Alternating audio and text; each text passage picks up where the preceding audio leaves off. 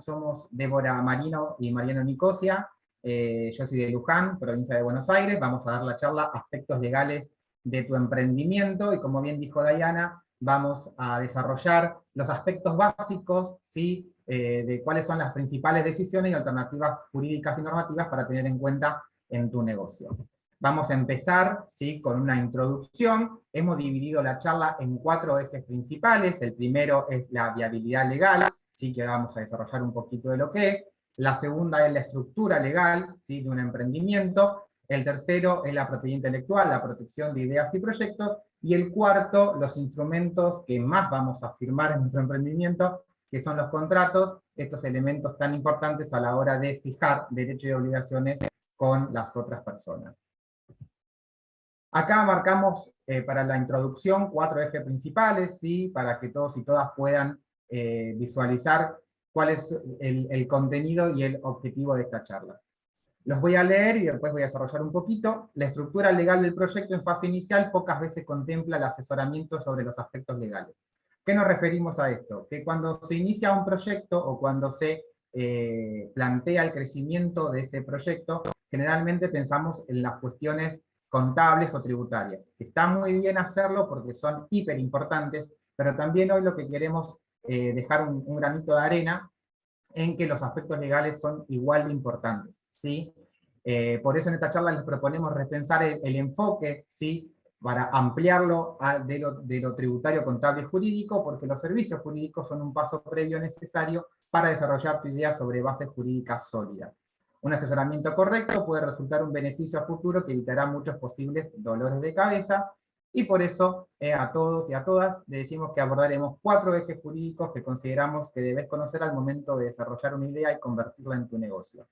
El camino emprendedor, como todos saben, nuestro emprendimiento es como un hijo, ese proyecto, ese negocio que planificamos, que le ponemos tantas horas de trabajo, tantas horas de esfuerzo, y ese camino emprendedor tiene un montón de decisiones que hay que tomar, tiene un montón de etapas, tiene un montón de cambios, de necesidades, de reestructuración, y tiene también requisitos a cumplir. Y tener en cuenta todas esas cuestiones desde el lado jurídico, del lado legal, es muy importante porque nos permitirá caminar en este camino emprendedor en forma sólida, ¿sí?, y tratar de evitar imprevistos, y como siempre en la vida hay imprevistos que no se pueden evitar, poder solucionarlos, ¿sí? Vivimos en un mundo dinámico, un mundo competitivo, y por eso, sin ser expertos en leyes, saber dónde buscar, saber dónde asesorarse, saber que los aspectos legales son importantes, poder contar con el acompañamiento legal de profesionales, de personas que nos ayuden, y también acercarnos a las oficinas públicas competentes, como son las dirección de las dependencias de producción, de planificación, de planeamiento, de empleo, ¿sí?, de las municipalidades, y que no sé, las oficinas de habilitaciones, y que nos sepan decir qué requisitos cumplir, es muy importante a la hora de cuidar a nuestro negocio y nuestro proyecto. Vamos a desarrollar el primer aspecto, ¿sí?, que es la viabilidad legal. Cuando hablamos de viabilidad legal, lo que nos proponemos es pensar el por qué, cómo y qué, y pensar en el corto y mediano y largo plazo, ¿sí? Está buenísimo empezar un emprendimiento, ¿sí?, con metas cortas de corto plazo, pero también tenemos que empoderarnos y saber que nuestro emprendimiento puede crecer, va a crecer, y que en ese crecimiento vamos a tener que asumir un montón de responsabilidades y cumplir ciertos requisitos que no son ni una pérdida de tiempo ni un gasto, sino que son una inversión. Por eso la viabilidad legal lo que significa es que nuestro proyecto, ¿sí?, nuestra idea, nuestro negocio, nuestro hijo, nuestra unidad productiva, sea compatible con las normas, ¿sí?, tanto locales, municipales, como provinciales, como nacionales. Todo eso, chicos y chicas, nos va a llevar a la formalización del emprendimiento. ¿Sí? La formalización del emprendimiento vamos a ver que es una base fundamental a la hora de nacer y crecer ese negocio. Cuando hablamos de viabilidad legal, el concepto clave es habilitación. La habilitación es aquella decisión de la autoridad pública que nos dice, sí, en forma formal, que estamos habilitados para ejercer ese emprendimiento y ese negocio. La habilitación conlleva un montón de beneficios. Por ejemplo, si hoy o mañana nos queremos inscribir a través del certificado MIPYME, ¿sí?, del Ministerio de Desarrollo Productivo de la Nación y de la AFIP, lo cual nos va a dar un montón de beneficios tributarios que nos va a permitir poder invertir y poder tener algún tipo de mejoramiento en la liquidez y en la financiación del emprendimiento, nos van a pedir la habilitación.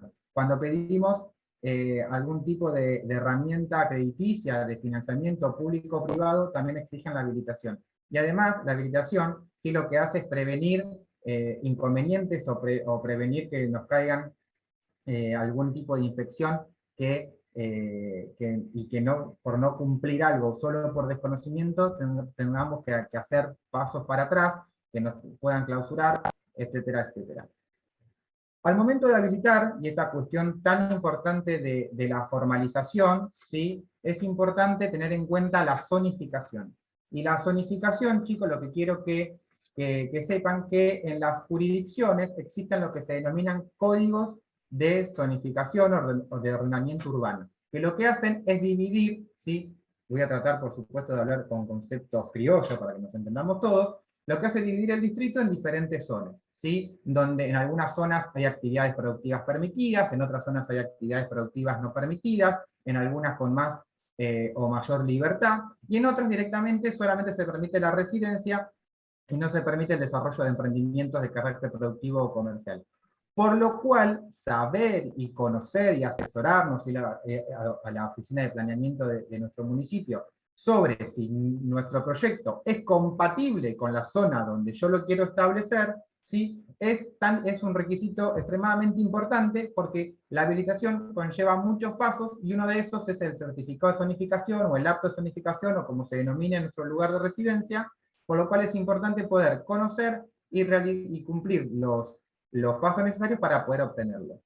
También quiero decir que no todo está perdido en el caso de que nuestra actividad no encuadre en ninguno de los códigos de zonificación de nuestro lugar, ¿sí? Porque puede ser que nos pidan algún tipo de reestructuración o algún tipo de cambio, ¿sí? Que tengamos que hacer en el enfoque del emprendimiento, que no nos quite la esencia de nuestro negocio, pero que nos permita obtener el certificado de zonificación. Pero la única forma de eso es estar asesorados y de poder consultar y cumplir con los requisitos legales que, vuelvo a decir, son un beneficio en el corto, mediano y largo plazo.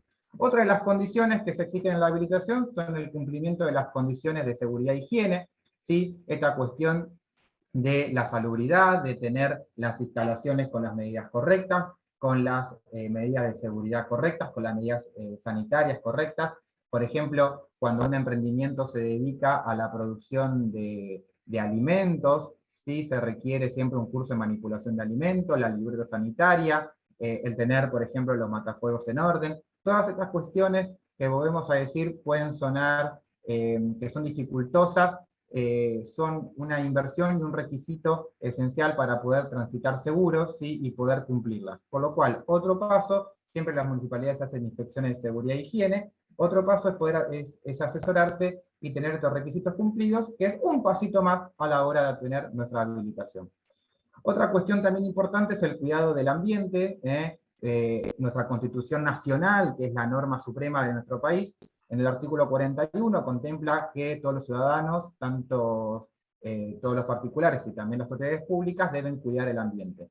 Por lo cual, siempre localmente se brinda algún tipo de apto ambiental, que significa que nuestra actividad, nuestro proceso productivo, no contamina, ¿sí? Y que estamos cumpliendo las normas ambientales. Este apto ambiental es también elemental a la hora de obtener la habilitación. En la Municipalidad de Luján, que es donde yo vivo, está la Dirección de Gestión Ambiental, que se dedica de brindar este apto a determinados tipos de emprendimientos, y cuando ya esa actividad productiva se eleva de categoría y ya tiene un proceso más complejo, ¿sí? Entra en juego lo que es el OPDS, que es el organismo que se encarga de controlar el cumplimiento de normas ambientales en la provincia de Buenos Aires, y así pasa con todas las provincias, donde también a través de estudios, de documentación requerida y hasta de inspecciones, se da el apto ambiental.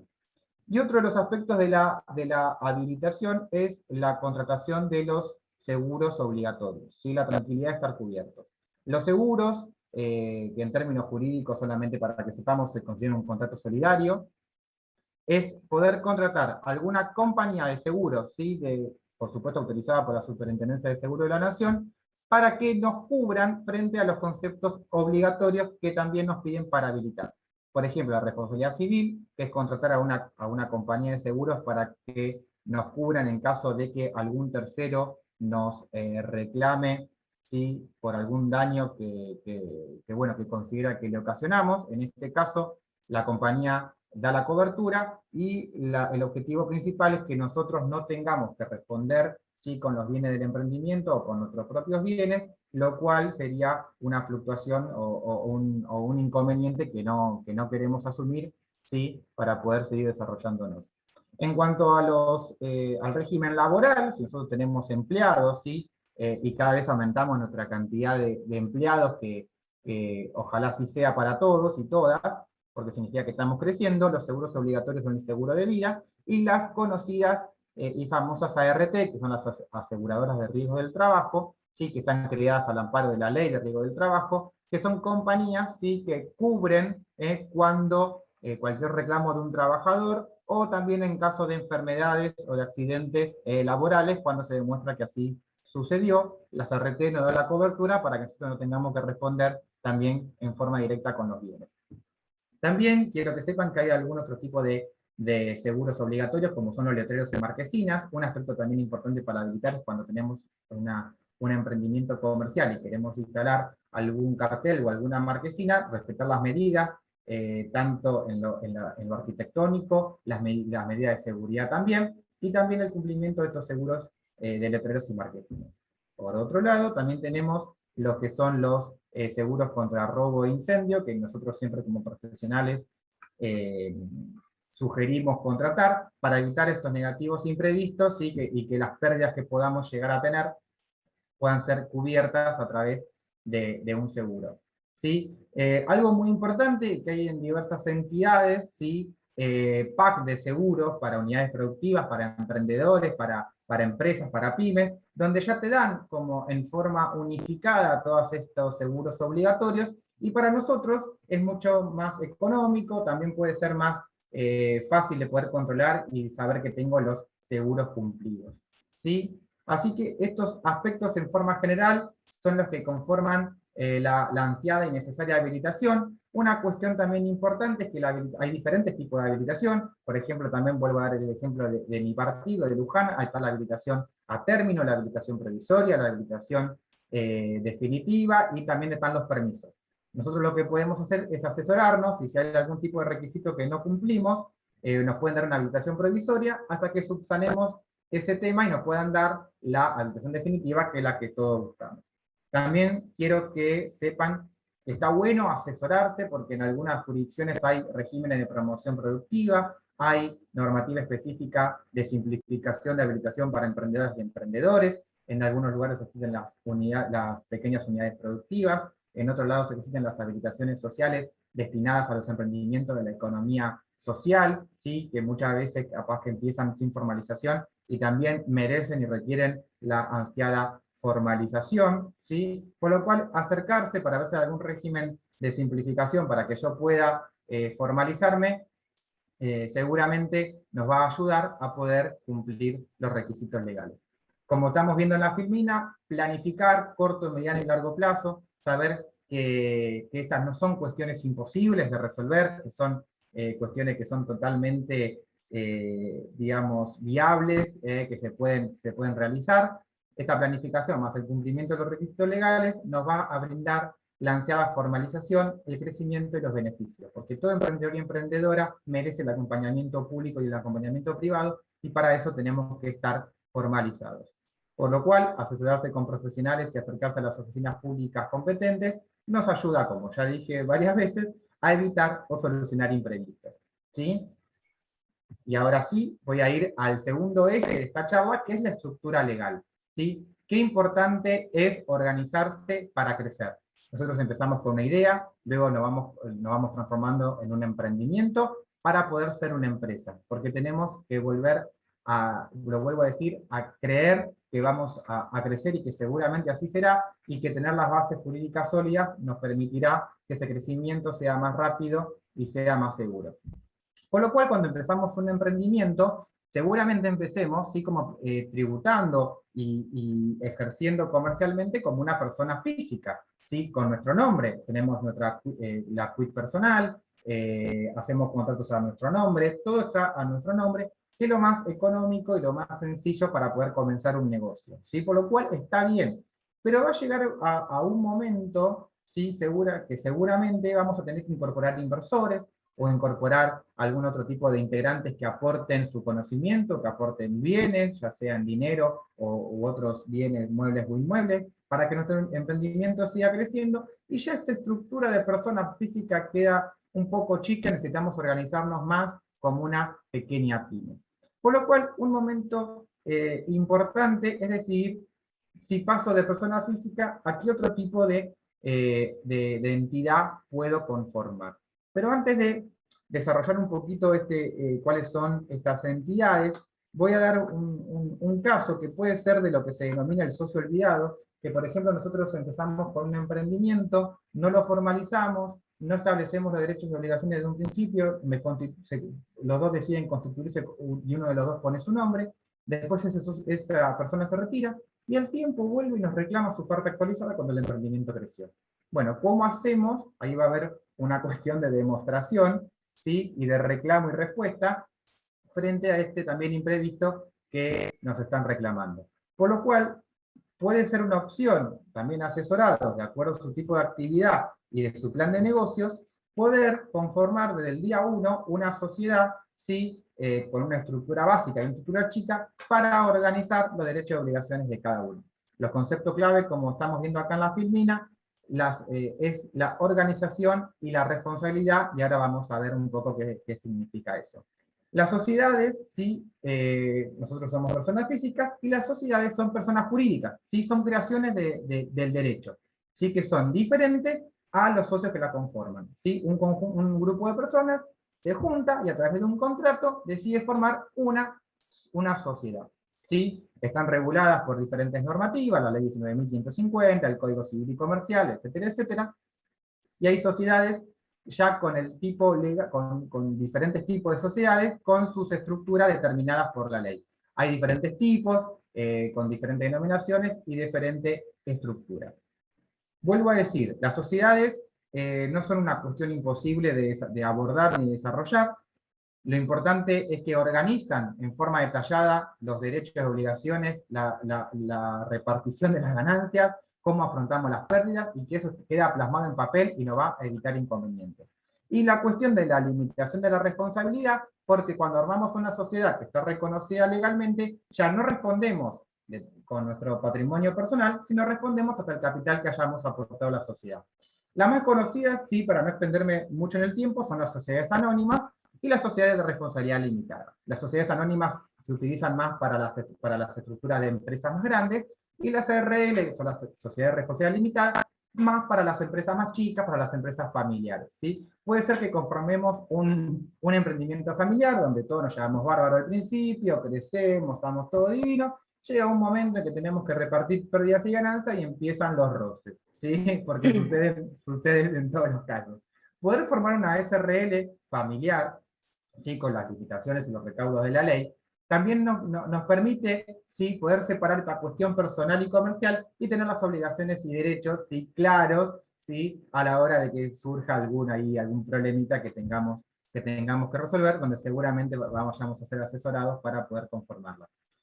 En forma, digamos, rápida, digo que las sociedades anónimas tienen un capital mínimo inicial de 100.000 pesos, se forman con 2 socios como mínimo, sin límite máximo. Las SRL tienen un mínimo de 2 y un máximo de 50. En las sociedades anónimas el capital se divide por acciones, ¿sí? Que son de igual valor y diferentes clases. En las SRL son cuotas cuotas parte, que son iguales para todos. En las sociedades anónimas hay un directorio, que es el que representa, y en las SRL una gerencia. ¿Cuál es la principal diferencia? Que la sociedad anónima no se le da tanta importancia a quiénes son los socios, porque hay como una libre transferencia, salvo disposición en contrario. En cambio, en la SRL importa un poco más la calidad del socio, y puede haber limitaciones cuando yo quiero ceder o vender alguna cuota. Bueno, tenemos que estar todos de acuerdo, porque, digamos, es una estructura más de conocimiento humano en la figura del socio. En la sociedad anónima, sí, se responde hasta las acciones que yo haya puesto que tenga en la sociedad, Y en las SRL hasta las cuotas que tengan la sociedad, ¿sí? Hasta la plata o hasta los bienes que ha aportado y que me ha dado determinada cantidad de cuotas. Pero la diferencia es que en la SRL, por ejemplo, con un ejemplo puntual, me reclaman 100 pesos y yo aporté 50 pesos, que son la cantidad de cuotas que tengo, y mi socio aportó 30, yo también voy a responder por esos 20 que faltan, ¿sí? Esa es, en forma de ejemplo, la diferencia. Así que bueno, también las sociedades anónimas son un poco más onerosas o más caras en constituir porque conllevan escritura pública, las SRL conllevan un contrato privado, sí que con firmas certificadas. Para ir terminando, también quiero que sepan que existen las sociedades de hecho, que no son sociedades, digamos, legalmente reconocidas, pero que se da cuando dos personas con mucha confianza hacen un contrato privado, crean una sociedad de hecho con esa razón social, crean un quit para la sociedad de hecho, antes podían ser monotributistas, ahora tienen que tener responsable inscripto, ahora también pueden tener bien en la sociedad de hecho a su nombre, pero con la limitación de que en la registración de ese bien mueble o inmueble diga quiénes son los socios. ¿Saben por qué? Porque los socios responden en forma directa y limitada. No hay limitación de responsabilidad. O sea, en la sociedad de hecho, a diferencia de los otros tipos de sociedades que vimos y que están en la ley ya determinados, no hay limitación de responsabilidad, por lo cual requiere, ¿sí?, mucha confianza entre los socios conformar una sociedad de hecho. Y la última figura que quiero explicar un poquito son las cooperativas, ¿sí? Las cooperativas que son tan importantes en aquellos emprendimientos unipersonales, ¿sí? A veces tan informales en la economía circular, y que también merecen formalizarse a través de una cooperativa. La cooperativa son entidades, ¿sí?, donde un grupo de personas ponen su fuerza de trabajo en común, también ponen aportes en común, y en forma democrática, ¿sí?, deciden armar una cooperativa que puede ser de trabajo, de construcción, de servicios, donde todos aportan, vuelvo a decir, algún tipo de bien y su fuerza de trabajo. La decisión es democrática, todos tienen también cuotas sociales, hay una parte del patrimonio que siempre de la cooperativa y se considera social, y los asociados, o sea, no se llaman socios, sino asociados, tienen sí una ganancia de acuerdo al capital aportado. La más conocida son las cooperativas de trabajo, que se unen para prestar servicios o para producir bienes, ¿sí? Y deben tener reconocimiento del INAE, que es el Instituto Nacional de Asociativismo y Economía Social, ¿sí? Toda sociedad, toda cooperativa o institución se considera que fue creada, ¿sí?, y que es una persona jurídica diferente de sus socios cuando tiene el reconocimiento de la autoridad pública que corresponda en la provincia de Buenos Aires, en la Dirección Provincial de Personas Jurídicas, en CABA, la ICJ, y así en cada provincia. Así que bueno, no me quiero extender mucho más porque le quiero dar lugar a mi gran compañera Débora con sus también importantísimos temas. Espero haber sido claro, espero haber hablado no muy rápido, y bueno, por supuesto que cualquier cosa quedó disponible para las consultas. Así que gracias a todos y a todas, y Debo, te doy el impulso de la charla. Bueno, gracias a todos y a todas por seguir ahí. Y yo quería retomar lo que vos contabas, Marian, recién respecto de las sociedades, y la importancia también radica en esto de la responsabilidad y en qué nos va a servir. El otro día teníamos una consulta de una clienta del estudio que puntualmente había decidido continuar un emprendimiento que había comenzado su mamá, que era una agencia de remises, y ella, para darle más impulso, decidió aportar un capital. El tema es que ese negocio empezó a escalar y fueron exitosas en este emprendimiento, y cada vez comenzaron a contratar más autos y choferes, y ya el emprendimiento se había hecho exitoso en la zona, y empezaron a involucrarse otros miembros de la familia de ellas, y terminaron teniendo un conflicto entre las parejas de las dos socias. Y como nunca habían hecho nada por escrito y no pudieron solucionarlo en términos de palabra, no tenían constituido ningún tipo de sociedad, ni habían dejado registro de qué había aportado cada una al inicio de este proyecto, se terminó disolviendo ese negocio, que era exitoso y en términos económicos era beneficioso, pero al no poderle encontrar una solución legal, debieron separarse y cada una llevar su negocio por separado. Entonces, por eso insistimos en la importancia de prever todas estas cuestiones a la hora de invertir, y a la hora de invertir no solo dinero, sino también tiempo y ganas. Bueno, eso te quería comentar de lo que venías contando, Marian, y bueno, y continuando con los 4 ejes que nosotros planteamos como decisorios a la hora de tomar medidas en su proyecto, me gustaría hablar de las ideas y los proyectos como legalmente lo conocemos como la propiedad intelectual. Y como disparador me gustaría leerles una frase de Bernard Shaw que me gusta mucho y que me parece que siempre inspira, ¿no? Y dice así: si tú tienes una manzana y yo tengo una manzana e intercambiamos manzanas, tanto tú como yo seguiremos teniendo una manzana. Pero si tú tienes una idea y yo tengo una idea e intercambiamos esas ideas, entonces ambos tendremos 2 ideas. ¿Y con eso qué quiero referirme? A la importancia de sumar al inicio de sus proyectos, de sus ideas. Ustedes van a poder compartirlas y sumar con otros, capaz que otras personas, emprendedores, emprendedoras, que están en la misma situación y les pueden dar otros puntos de vista, y eso va a sumar a concretar su objetivo o a poder concretar su proyecto, y eso va a sumar. Pero en términos jurídicos, ¿qué pasa a la hora de que nuestra idea ya se convirtió en nuestro negocio y nos genera un beneficio económico? Entonces ahí es cuando vamos a tener que pensar en protegerla. Y nuestra normativa en nuestro país, que dice que las ideas en sí no se registran, pero lo que sí voy a poder registrar es la materialización de esas ideas. Y registrarla implica adquirir un nuevo derecho que me va a permitir la protección. Ese derecho se denomina propiedad intelectual y se refiere a las creaciones que hacen cualquier persona, creaciones de su mente, que las materializan a través de un carácter artístico o industrial. Todo lo que tiene carácter artístico, que pueden ser obras literarias, historias, historietas, novelas, hasta una obra arquitectónica, un dibujo, se va a referir al derecho de autor y va a tener su inscripción y su normativa específica. Pero todo el resto de las creaciones humanas que tienen que ver con lo industrial y que tiene que ver con lo que ustedes comercializan con sus actividades, con sus emprendimientos, se refiere a la propiedad industrial. Pásame por favor, Marian, la filmina. Y la propiedad industrial va a abarcar todas las invenciones, las marcas y los diseños industriales. Se va a clasificar en marcas, patentes y modelos de utilidad, modelos y diseños industriales y transferencia de tecnología. Cada una de estas invenciones que yo les menciono tiene una normativa específica y la ley va a decir en cada caso cuáles son los requisitos para que yo pueda registrarlas y pueda ponerlas a mi nombre y para beneficiarme con ello. Porque pensemos en las marcas. Cuando yo digo registrar algo, seguramente lo primero que se les viene a la mente es registrar su marca. ¿Por qué? Porque la marca es algo importantísimo para cualquier negocio. Es tu nombre, es cómo te definís, es cómo te diferencian tus clientes, cómo te diferencias de los demás. Y la ley de marcas lo que va a establecer es que qué cuestiones o qué cosas se pueden registrar como marcas. Y va a hacer referencia a todos lo que sean símbolos, palabras, logos.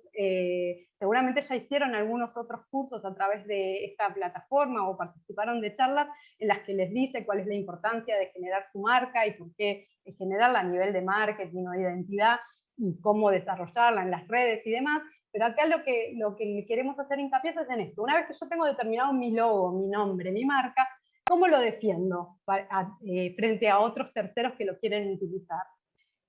A través del registro. Y lo mismo va a pasar con las patentes. Las patentes se van a referir no solo a objetos, porque no es que voy a inventar solo un objeto, sino también se refieren a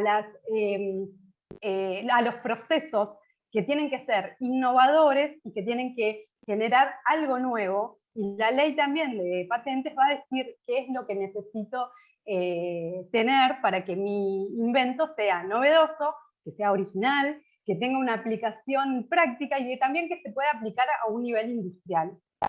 Entonces, ¿cuál va a ser el beneficio de registrar estas marcas?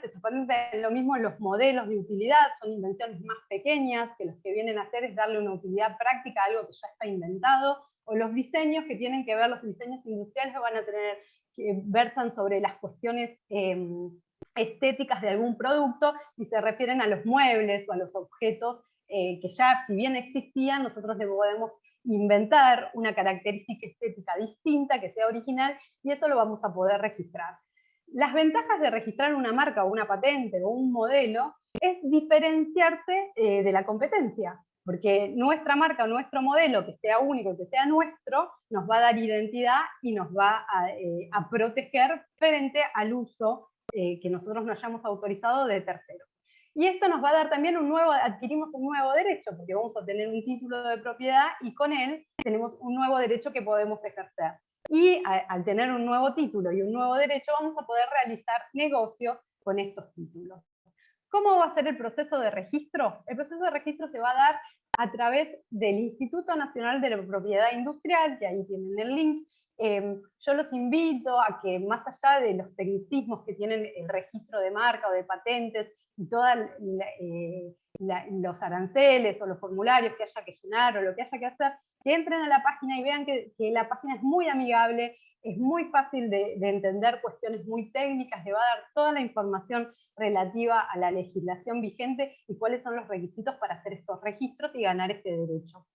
También a través de esta plataforma, les recuerdo que en el campus virtual hay tutoriales de cómo entrar al INPI y cómo poder hacer el registro, que también los van a poder consultar y eso les va a poder ayudar. Y también tienen que saber que existen profesionales que se dedican exclusivamente a esto y que les van a poder, en caso de que ustedes no puedan con su registro, que no lo puedan hacer ustedes solos, les van a poder informar y les van a poder dar todo el asesoramiento necesario. Y siempre es recomendable, antes de registrar una marca o una patente, hacer una averiguación de si es original lo que yo quiero inscribir. Porque el solo hecho de ingresar el trámite no me asegura que esa patente no esté registrada ya por otra persona. Entonces es importante siempre, antes de iniciar el trámite de registro, para no perder lo que se abonó como registro, o que el trámite no nos salga bien, porque ya existía esa marca registrada o esa patente, poder hacer una averiguación de antecedentes y poder asegurarnos de que va a ser viable ese registro y ganar ese derecho. Bueno, eso sería a grandes rasgos lo que es el registro de marca, y esto es lo que les decía, nos va a dar ventajas respecto de ganar derechos y por qué es esta ventaja y cómo me sirve a mí diferenciarme y obtener una protección legal, que eso me va a dar acciones legales que yo puedo intentar contra personas que están utilizando algo que yo inventé y que lo están, supongamos que ustedes hicieron un producto, lo están comercializando y de repente aparece otra persona con un producto muy similar a ustedes y le pone hasta un nombre parecido. Entonces se está beneficiando de todo lo que ustedes hicieron y si ustedes no tenían el registro de ese producto, no van a tener acciones legales para impedirle a esa persona que utilice ese invento que era suyo. Si me pasás la filmina, Marian, por favor. Le quería dar dos ejemplos. El registro nos implica a nosotros la validez territorial de nuestras marcas o patentes. Y me gustaría compartirles un ejemplo de una marca muy conocida, que seguramente todos la tienen en vista, que es la cerveza Corona. La cerveza Corona, cuando se empezó a comercializar por un grupo mexicano, un grupo grande inversor mexicano, decidieron comercializarla a nivel internacional. Lo hicieron en todo el mundo, entonces esto que yo les decía, nuestra marca la tenemos que registrar a nivel nacional y también en cada uno de los países, porque cada país va a tener una normativa específica respecto del registro. Entonces, como les contaba de Corona, cuando la empiezan a comercializar a nivel mundial, la fueron registrando en todos los países donde iban a vender, y cuando llegan a España se encuentran que ya existía la marca Corona registrada por una empresa vinatera de España, que era el Grupo Torres, y ya era para una bebida alcohólica, encima estaba registrada ese nombre. Por lo cual, para poder comercializar en España, la marca decidió usar el nombre Coronita, y ahí lo ven en la placa, como era el dibujo de la marca, con las mismas características, pero le tuvieron que poner Coronita. Esa situación se extendió hasta 2016, cuando el titular original de ese nombre en España dejó de utilizar la marca porque le caducó, porque no la renovó, y Corona pudo registrarse como Corona en España. Entonces, también tenemos que tener en cuenta estos registros, que las marcas van a tener una validez no solo territorial, sino también van a tener un plazo durante el cual va a valer ese registro. Ahí, según el caso, se van a poder renovar, pueden caducar si la persona no las renueva y demás. Y también existe la posibilidad que, como todo título de propiedad, ¿qué podemos hacer con ellos? Los podemos comercializar, esto que les decía, los podemos vender, los podemos transferir, los podemos ceder, y si nosotros nos morimos y teníamos registrada esa marca, hasta la van a heredar nuestros sucesores. Entonces, por eso es tan importante registrar. Es lo mismo que registrar un auto o una propiedad ante el registro de la propiedad inmueble. Para que ustedes visualicen la importancia de registrar nuestras marcas o nuestros servicios, nuestros productos.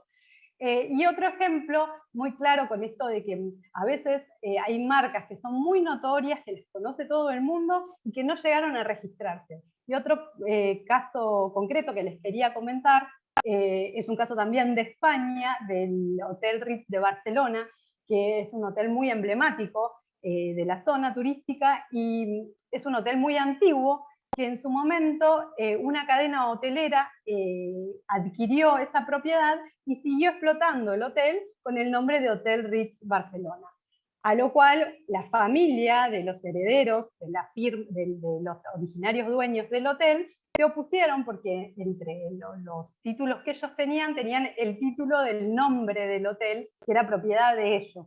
Entonces, hicieron una acción legal, por lo cual, un litigio que duró mucho tiempo, el Tribunal Supremo de España decidió darle la razón a los herederos del hotel, de la familia originaria, diciéndole que el nombre era de ellos, con lo cual el nuevo grupo inversor que compró el hotel tuvo que sacar todos los emblemas, todos los nombres y todo que dijera Hotel Ritz Barcelona, y lo tuvo que cambiar por Hotel Palace.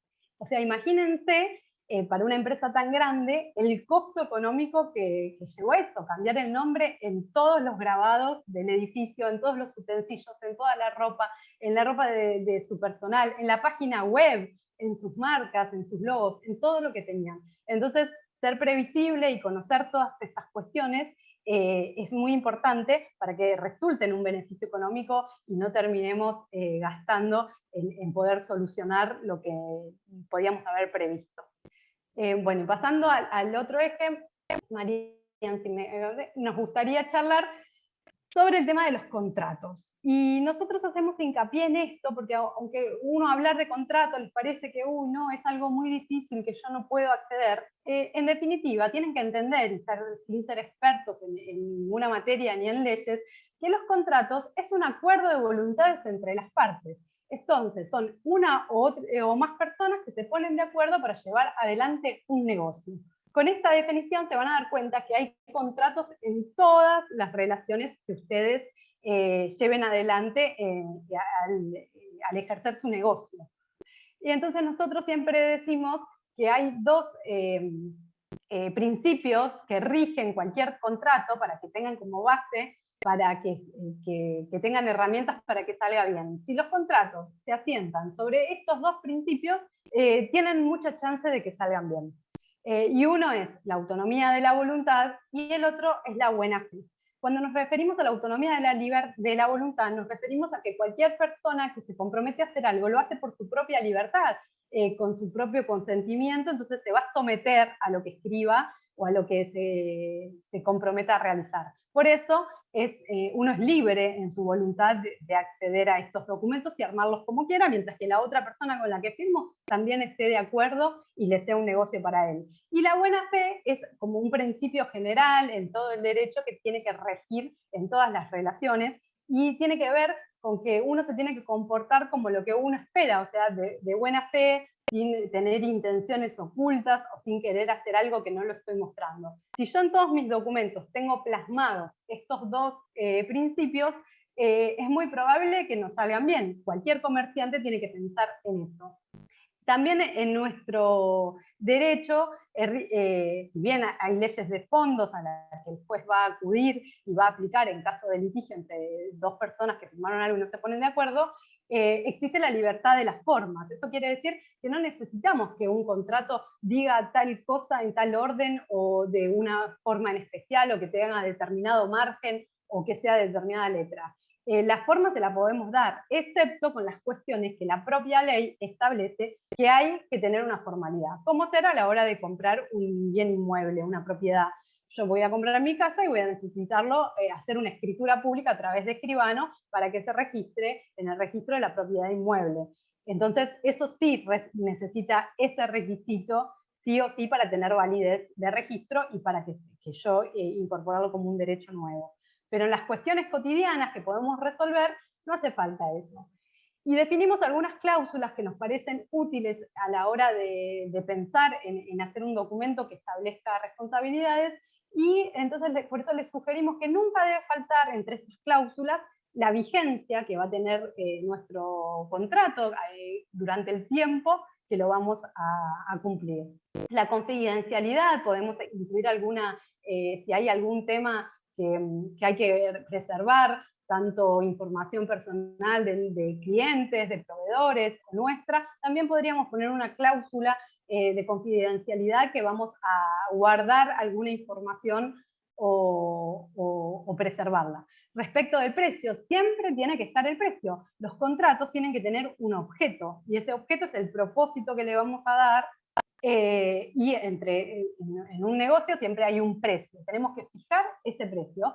Y la forma de pago. La forma de pago también es fundamental, poner una cláusula en la que diga de qué manera vamos a pagar, en efectivo, al contado, con cheque, en cuotas, en lo que fuera, hay que determinarlo. Todo eso nos va a permitir establecer derechos y obligaciones en forma detallada. Y que eso nos va a permitir definir responsabilidades, ¿no?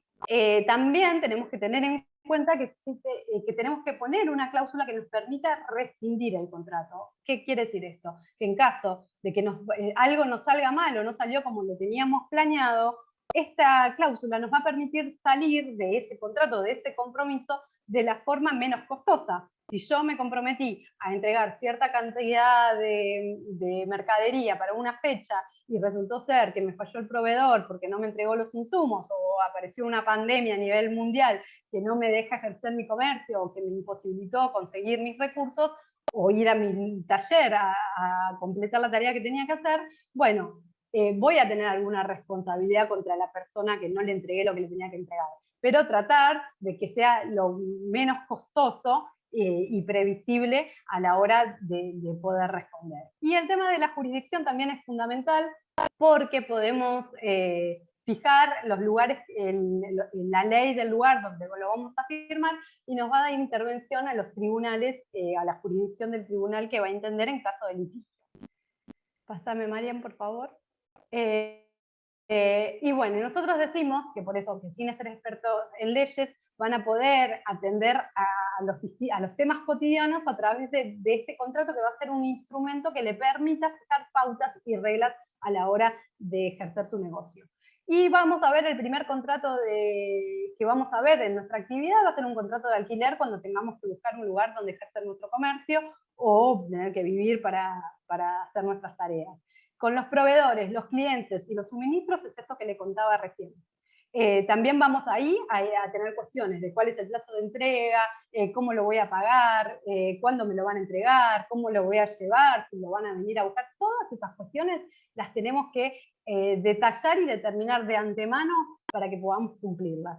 Y respecto de las relaciones de trabajo, ahí también vamos a tener contratos. Cuando un negocio empieza a escalar, o su emprendimiento empieza a escalar, van a tener seguramente que contratar o que buscar la ayuda de trabajadores externos que van a incorporar a su negocio. Entonces ahí van a aparecer todo lo que es el contrato en relación de dependencia, el trabajo en relación de dependencia con terceros. Pero también yo les quería contar que tienen que saber que existe en nuestra normativa, nos permite tener como un emprendimiento familiar y relaciones laborales de familia que se pueden registrar de esa forma, y que la ley entiende que cuando el grupo trabaja como un grupo económico que es familiar y se registra de esa forma, no hace falta registrarlo como una relación de dependencia. Estoy hablando de un sobrino, de un cónyuge, de un concubino que está colaborando con este grupo económico que hace a esta empresa. Y por último, les quería traer el caso del contrato de franquicia, que viene a cerrar todo lo que veníamos charlando con respecto a la importancia y las ventajas de registrar nuestra marca o nuestra patente, porque teniendo registrada nuestra marca o nuestra patente, podemos hacer un negocio a través del contrato de franquicia que le podemos autorizar a un tercero utilizar nuestra marca o nuestro producto a través de un precio. Y eso se va a hacer a través de este contrato. Entonces, lo importante de tenerlo registrado y de poder ejercer el comercio con eso. Y bueno, con este tema concluimos lo que sería el tercer eje de los contratos, y nosotros nos gusta pensar en que contratar, esto es lo que nos veníamos diciendo a lo largo de toda la charla, tener la visión legal o los servicios jurídicos de un abogado no es un costo extra, sino que habría que pensarlo con el enfoque de decir, gasto ahora, pero me va a servir para evitar multas en caso de que no hice bien mi habilitación o la zonificación no era lo que determiné al principio, entonces la normativa local me va a aplicar multas y hasta me pueden clausurar y voy a terminar perdiendo más dinero si no preveo estas cuestiones que si lo gasto en un principio del inicio. Y el otro tema, con el registro de las patentes, nos va a garantizar la exclusividad de uso y la posibilidad de crear nuevos negocios en torno a ello, que es lo que les contaba recién. Los contratos nos gustaría que los entiendan como herramientas que les fijan reglas claras de juego y una salida victoriosa en caso de conflictos o que las cosas no salgan como tenían previsto. Siempre decimos que todo crecimiento conlleva responsabilidades y cumplirlas nos lleva a obtener más beneficios. Entonces, siempre recomendamos que ordenar los aspectos legales nos va a permitir reducir riesgos y evitar reclamos innecesarios a futuro. Así que eso sería el cierre y espero que haya quedado claro. No sé, Marian, si querés acotar algo más o cerrar con esta parte. Sí. Sí, bueno, después de haber transitado esta charla con los 4 ejes, ¿sí? La viabilidad legal, esta cuestión de compatibilizar nuestro proyecto con nuestra idea, con las normas, esta cuestión de la estructura legal, de empezar en forma reducida como persona física y luego ir transitando y transformándonos en una entidad comercial, ¿sí? Con sus derechos, con los derechos y obligaciones ordenados, esta cuestión que habló Debbie de proteger nuestras marcas, nuestros proyectos, nuestras ideas, y también el tema de los contratos, ¿no? Que tenemos que todo el tiempo estar acordando y estar o firmando contratos escritos, a veces acuerdo de palabras, pero saber cómo son las obligaciones y los derechos y qué es lo que no debe faltar. Esto, conocer los aspectos legales, ¿sí? No es solo para la empresa, para el emprendimiento grande, es para todos, para el emprendedor que hoy está informal y se quiere formalizar, para el microemprendimiento, para las diferentes actividades productivas, para todos aquellos que conforman el mundo emprendedor. El camino emprendedor es como la vida, a veces hay imprevistos que se pueden evitar, a veces hay imprevistos que no, pero los que se puedan evitar y los que aparecen que se puedan solucionar, forma parte de conocer otros aspectos legales. El conocer es poder y es emprender, por lo cual con Debbie le decimos que conocer los aspectos legales es parte del ser y hacer emprendedor y emprendedora. Y ojalá que hoy hayamos aportado un granito de arena en este conocimiento básico sobre los aspectos jurídicos y legales que nuestro ser y hacer emprendedor y emprendedora merece. ¿Sí?